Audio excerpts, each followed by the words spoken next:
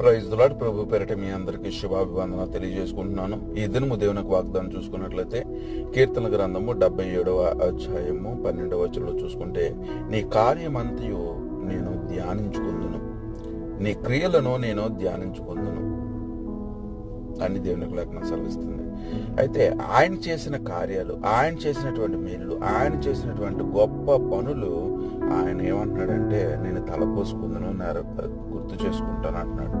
ఆయన చేసిన గొప్ప కార్యాలన్నీ కూడా మనం జ్ఞాపకం చేసుకున్న వారమే.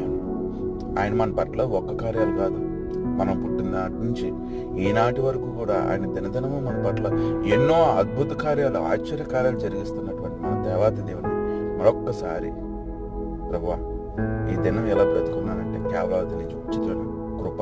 నా కుటుంబం ఎలా ఉన్నదంటే అది కేవలం నీ కృప. కాబట్టి ఇంకను ఈ నందు భయభక్తులు కలిగే జీవితం నాకు దయచేయమని అడుగుదామా?